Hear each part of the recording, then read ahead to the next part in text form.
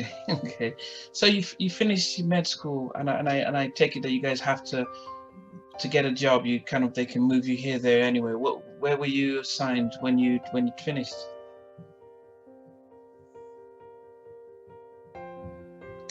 So I applied for jobs mostly in London, but then I got moved to Kent. Okay. So got William Harvey Hospital in Nashville. That was my first placement, and that's where I met my husband, actually, in the hospital. So it was the first time. Yeah, it was the first time I'd moved away from home because they gave us accommodation at the Harvey Hospital. And so I moved out of home, which was quite emotional. And yeah, I met a lovely bunch of people that had also moved out of home. And a few months into my placement, met Amechi, and we just hit it off, and then we got married a few years later. Wow. Yeah. Okay. I mean, if you go back to, you said moving out was emotional. I mean, most people go to university and move around. But for you, is it a close-knit family, or are you just very much dependent on mum and the family? What made it hard to just move less than an hour away? Both close-knit family, heavily reliant on my mum. My mum is the kind of person that she would want to do absolutely everything for you. So we're very much spoiled in that way. So it was, and also, you know, I'd obviously lived in Nigeria, like I'd mentioned, but then I'd only ever lived in London. I'd never lived anywhere else. So moving to a completely different county and on my own, it was scary. It was, and then obviously, leaving education and then taking up a first job at the same time and becoming a doctor for the first time, realizing the kind of responsibility that was placed on my shoulders and what I'd have to be doing as well. So all of that, you know, all of that did make me feel, a lot of it was the fear of the unknown as well. So all of that did make me feel nervous, emotional, unsure, you know, not very confident to begin with. But what greater way to teach you how to be confident than to move out to a different county all by yourself, be thrown into the mix of being a doctor. So yeah, I found my confidence very, very quickly. You know, there's something that you mentioned that I think a lot of us take for granted, is the fact that when you qualify, whether a doctor, nurse, or lawyer stuff, is the fact that you're expected to be able to do something that you've just studied for. And there's a big responsibility that people are looking for you for answers. I remember working in a mental health ward a number of years ago, and if we had issues with a patient, we'll go to our registered, not the registered, these are the first year doctors who are doing placement, and they're supposed to be able to say, okay, you're the doctor, what do we do here? And they're just straight out of uni, and they're like, wow. But you think, well, you're a doctor, that's it, you should know what's going on. Or when we had somebody who stopped breathing and we're doing CPR, doctor, what do we do? I don't know. What was it like though? You're saying that initially, did you think, they call it the, is this imposter syndrome? Did you think that you were an imposter? Or what was it like? I think I didn't feel as well prepared for it. I think it's a huge, obviously it's going to be a huge change. It's a huge change from being in medical school to be thrown onto the ward in the midst of, and I did a surgical rotation, so I guess it wasn't as bad as probably my medical colleagues, but then some, you know, it was very much like that. I remember once, you know, post-surgery, there was a patient coming back onto the ward. He was constantly throwing up. They'd given him anti-sickness medications, and he wasn't, you know, responding to that. So the nurse came up to me and was like, what do we do next? I remember looking at them thinking, well, I don't know, you know? And so then I called my senior and they said, okay, put in a nasal gastric tube. And then I thought, okay, I don't know how to do that. So I just said to the nurse, that would be the next step. But then, of course, you rely heavily on your seniors to support you, and they did that perfectly. They did that brilliantly. I had lovely seniors who supported me really well. And you learn fast. You do learn fast. You learn lots on the job. And yeah, it definitely felt like being thrown in at the deep end, not very confident to begin with, but then your confidence grows, you know? And I think it's like that with many jobs, you know? But yeah, I look back at a lot of things that happened back then. I sometimes cringe, but other times I just laugh and just thought it's the path that I had to go on to get to where I am today, you know? Yeah, I think because we were placed on, sort of at that point, we were placed on yearly rotations. So I was in Kent for a year, and my next year I was placed back in London. And then having worked in London, I definitely thought I do miss Kent. Wow. I'd fallen in love with Kent, and even though I felt like I spent the majority of my life in London, and I remember leaving London thinking I'm a London girl. What do I know about living outside London apart from living in Nigeria? What else do I know? But then after leaving Kent, you know, it wasn't just leaving MH. I didn't completely, obviously we did spend time with each other, but I definitely missed working in Kent. I missed living in Kent. So after that year in London, then I applied to move back to Kent. I moved back to Kent, and I've been in Kent ever since. Okay. So, and I guess did you have the option as to what to specialize in? You said you start off with a surgical, but did you then think, what did you decide you wanted to specialize in after your rotation? Our first 2 years, you spend a bit of time doing a bit of everything, really. You spend time in surgical rotations, you spend time in medical rotations, spent a bit of time doing GP, spent a bit of time doing A&E, just to get a feel of the different specialities, spent a bit of time doing psychiatry as well, to get a feel of the different specialities that were out there. And I think after all of that, it came down to two things. It came down to either pediatrics or general practice. And I think what swayed it towards general practice more was that I didn't like the on-calls, I didn't like the weekend rotations. I wanted to be more in charge and control of that, because I thought to myself that in terms of, I'm going to get married, I'm going to have kids. And I knew back then that I wanted to have a few kids, you know, and I knew that I would have to be around. I knew I would have to be around, and I think the specialty that fit into that narrative was becoming a general practitioner, which is the avenue I went down. Okay. So now, as a general practitioner, so if we then visit, there are two parts. It's the balance between being a general practitioner, being a wife, and being a mom. How have you found that balance?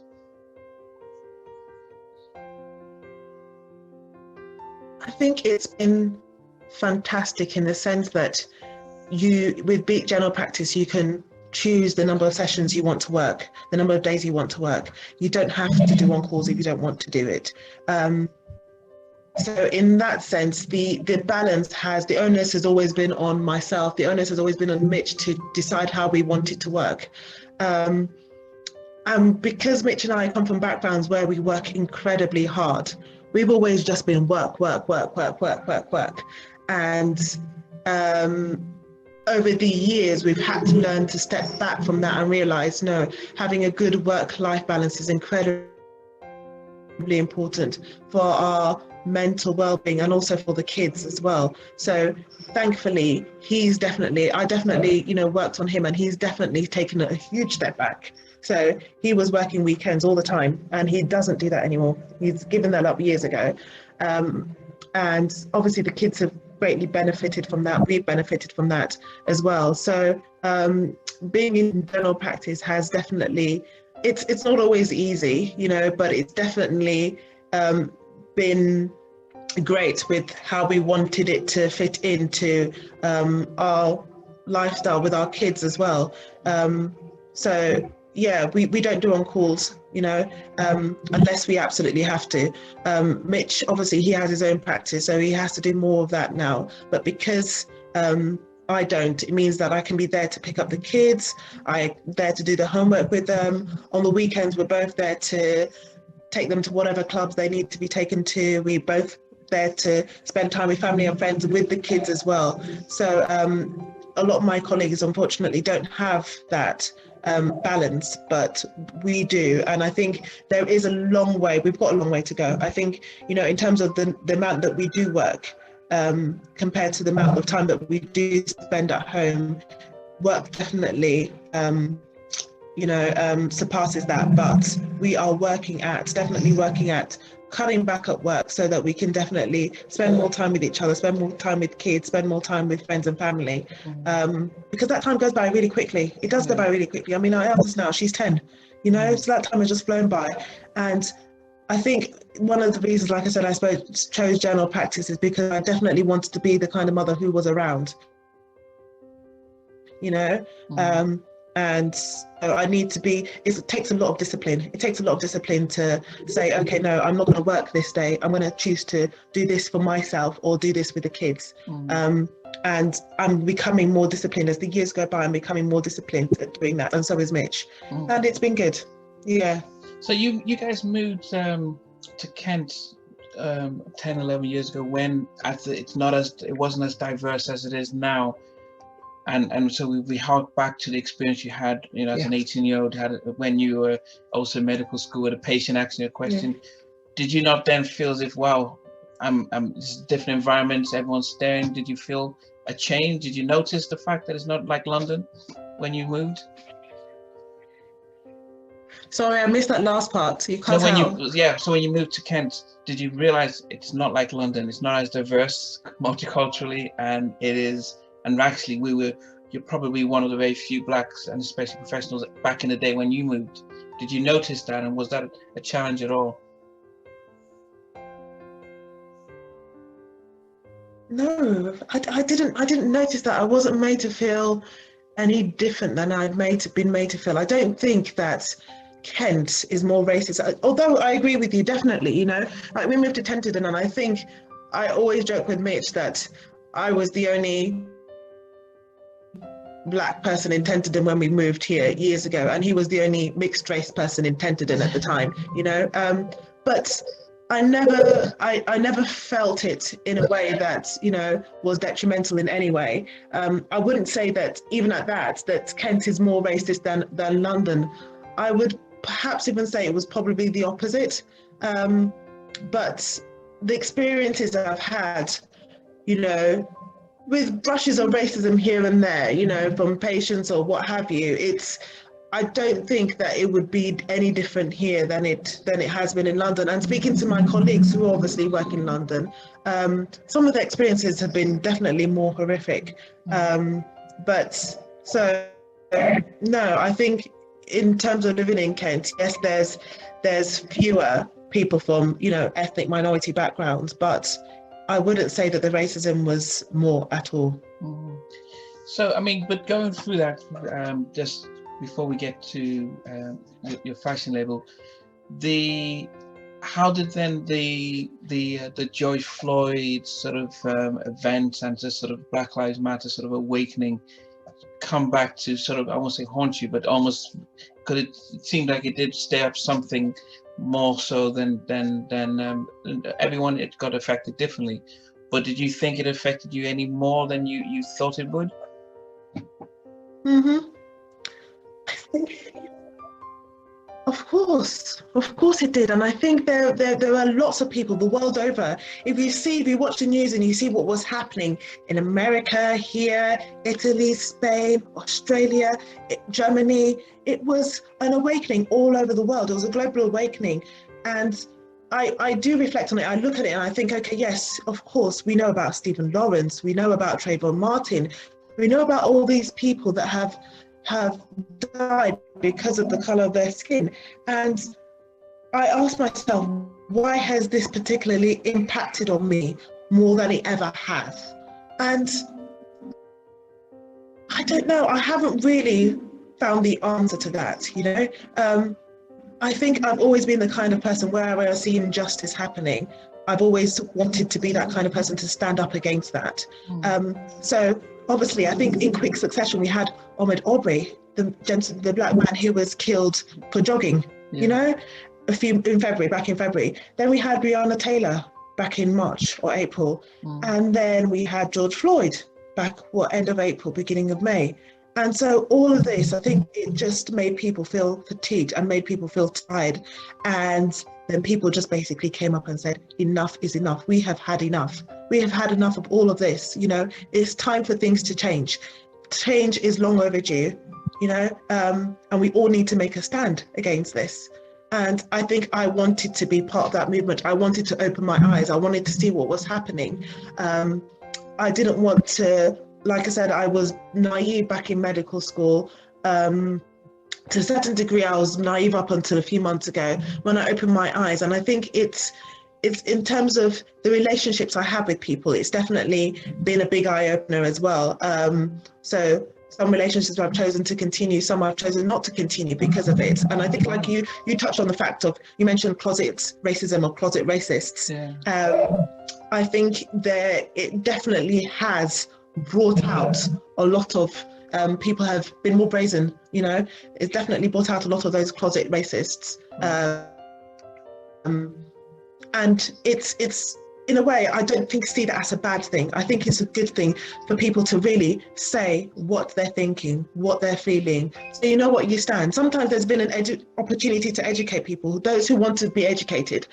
There are some that choose to stay ignorant, and that's on them, you know.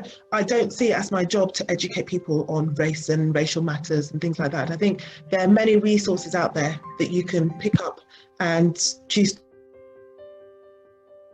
And this whole event, you mentioned that it has actually ended some relationships that you've had. I think a lot of us would find that quite challenging to believe that people that you consider friends and stuff would decide to stop a relationship because they don't agree with the fact that racism exists or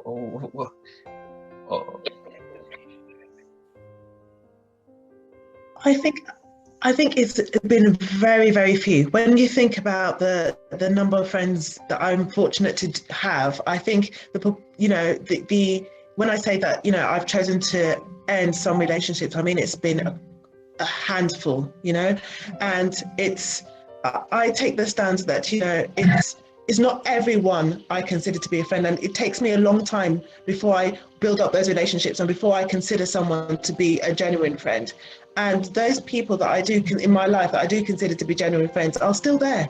They're still very much by my side. They're still very much good friends.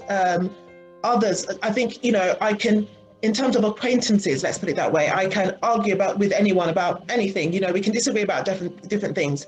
But racism, race, you know, oppression of people because of the color of their skin is not something that I'm going to entertain in any way, shape, or form, you know? And I think when I look back at the relationships that I haven't let go, it hasn't impacted me or my lifestyle or my friends or my relationship, my family or anything, you know, who I am today in any way, shape or form. And it's been, like I said, the last few months, definitely, you know, it's been great to see across the globe, everyone coming together. Blacks, whites, Hispanics, Asian people. When you look at the protests that have been happening, it's not just Black people that you see on the protests. You see people from all races coming together to protest together, you know. That was a shocker for me. I didn't expect to see so many people from so many different races coming out and marching for this. And although I knew, the second shocker was that although I knew there was racism in this country, I just didn't understand how much there was. And I think this has definitely been a big eye-opener for me. And so, you know, the relationships that I have let go, I'm at peace with that, completely at peace with that. For me, I think I see all the events and everything that I've done in the last couple of months, everything that I've said, everything that I've stood up for as a path of growth, you know, a path to better myself, a path to understand and to be willing to understand and be willing to be part of the movement that says, okay, change has to happen. There are people that are really, really suffering here, that they shouldn't be, where they shouldn't be. And I want to be part of that change. I want to do something. I just don't want to sit back and be silent. I actually want to do something. And I'm happy to be in that zone. I'm happy to be in that space where I can do that. I can say that. I'm happy to be in a place where I think, okay, I think about my kids and I think about their future and the impact this might possibly have on them and prepare them for that, you know? So it's definitely been a huge eye-opener. Positives, there have been some negatives. but you know, the negatives has been seeing the, you know, the amount of racism that's out there has just, it's not easy for anyone to see. But like one of my friends said to me, you know, don't ever let that impact on you. You know, it's when you look at some groups, you know, when you look at some groups that have been set up to just be racist, of course you're going to see those kind of comments. Of course you're going to see those kind of reactions out there. But you know, you've got your path. Follow that path. You know, and stay strong in that path. Stay strong in the light that you're the path that you're going down, and that's what I've decided to do. Yeah. Oh, okay. Well, that's good, and I guess it's, in some light, it's good that there's been a recognition by corporations, institutions across the world that yes, you know, things haven't been great. You know, we've Absolutely, blacks have been disproportionately unrepresented in the media, in the boardroom, in various places, and there's that's almost a sense of yes, guilt and an eye opener, like wow, we hadn't understood what was going on, and we're prepared. And I think broadcasters like Sky who are really putting a lot of energy into changing. I mean, they're changing sports lineups. The BBC, in some sense, they're saying that they're not just investing money, but they're actually making changes from within. And so it's the kinds of steps you need. And I think hopefully, I don't want things to be rushed, because if you try and say let's try and fix it today, it just becomes a little patch and then tomorrow we'll forget. But I think there's this sense of let's take our time. Exactly. Even universities and employees, my trust has been very big and about doing it right, getting people to share what we're from hearing from the people and stuff. So hopefully our kids will be in a better position growing up, that there's a recognition that things haven't been right and we're making amends for your generation. Now saying that, so we absolutely, I completely agree with. Yeah, go ahead, continue. Sorry, there's this lag. No, I completely agree with you. There's been a huge recognition, you know, out there of the fact that we have been marginalized and hugely underrepresented. But what I hope is that things aren't rushed, like you said, and that things are done properly, you know, that this isn't just a show of tokenism, that people actually take on board that, no, there has to be a lasting change here, not just for our generation, but for generations to come. And so I'm happy. I'm obviously not happy with the events that led to this, but I'm happy that we are living in times where hopefully things will change and will lead to lasting change. Yeah, definitely. Now,